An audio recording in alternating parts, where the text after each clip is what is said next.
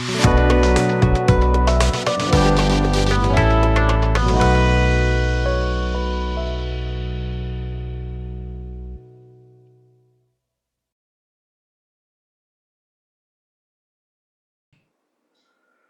Morning traders. तो IndusInd bank में हमने इस कैंडल में शॉर्ट किया है और प्राइस सडनली नीचे आ गया है और यहाँ से ये नीचे जाने की कोशिश कर रहा है। तो यहाँ पे हमारी एंट्री है, इस कैंडल का लो है 1455.3।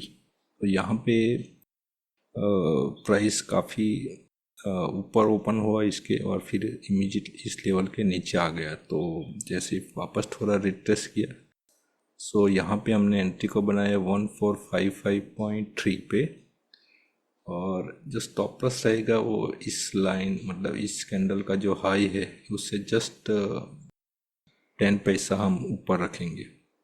सो यहाँ पे हमारा स्टॉप लॉस हो जाएगा और जो टारगेट है इसमें हमारा होगा 1429.30। सो ये हमारा टारगेट रहेगा इस ट्रेड में। तो फ्रेंड्स काफ़ी अच्छी मूवमेंट के साथ इंडसइंड बैंक इसके रेजिस्टेंस पे गया। रेजिस्टेंस पे जाने के बाद यहाँ से ये गिरना स्टार्ट कर दिया। तो ये कैंडल ने हमको कंफर्मेशन दिया, ये एक हाई वॉलेटाइल कैंडल हुई, मतलब एंगल्फिंग कैंडल आप बोल सकते हो। ऐसा हुआ, जैसे ही हुआ हमने यहाँ पे एंट्री को बना दिया। तो फ्रेंड्स ब्यूटीफुल यहाँ से सेल ऑफ होगा क्योंकि ये जो भी बायर्स है वो सब यहाँ पे ट्रैप होंगे और प्राइस बहुत फास्ट यहाँ से ये नीचे फॉल करेगा और जैसे नीचे आएगा यहाँ पे हमारा टारगेट इसलिए इस लेवल के नीचे रखा हुआ है। सो इजीली हमको यहाँ पे टारगेट मिल जाना चाहिए।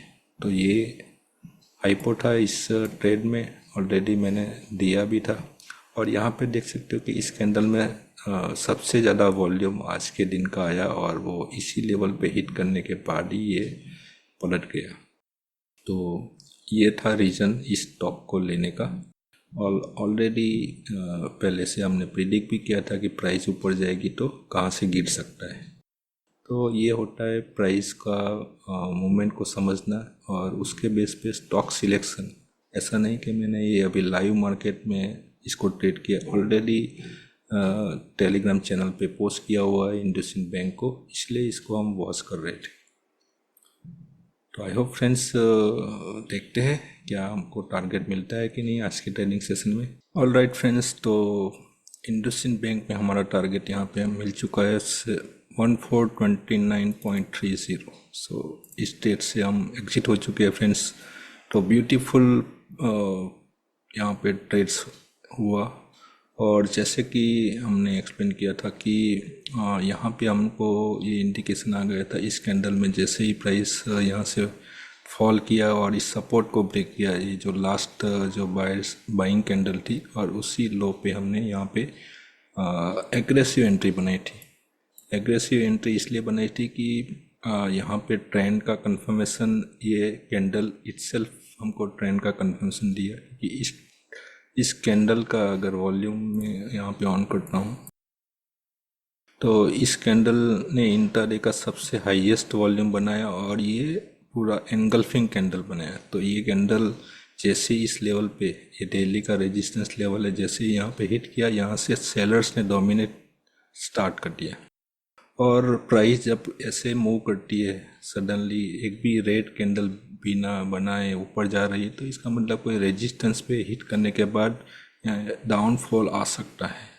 और ये वी शेप में जो ट्रेड्स होते हैं तो वी शेप इसको आप बोल सकते हो, वी शेप में ये ट्रेड्स हुआ और जैसे ही इसने सपोर्ट को ब्रेक करके क्लोजिंग किया इसी वक्त हमने यहाँ पे एग्रेसिव एंट्री को इनिशिएट कर दिया था। क्योंकि जब सेलिंग में क्या होता है कि प्राइस बहुत फास्ट मूव करती है तो रिट्रेसमेंट का हम वेट नहीं कर सकते।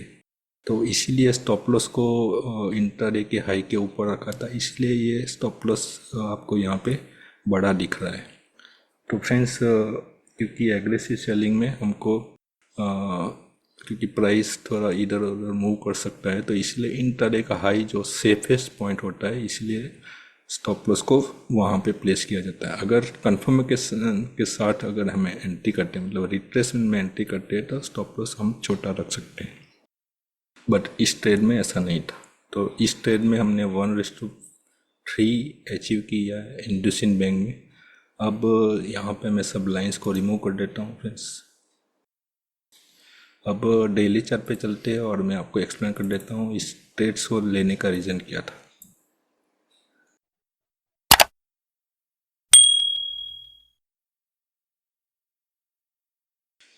ये दो कैंडल आप देखिए, इस कैंडल के प्राइस ऊपर जाने के बाद यहाँ से ये गिरा था, और इस कैंडल का जो वॉल्यूम है 2.389 और इस कैंडल का वॉल्यूम है 2.882। इसका मतलब ये एनगल्फिंग कैंडल यहाँ पे बनी थी और इस सपोर्ट को यहाँ पे ब्रेक किया था।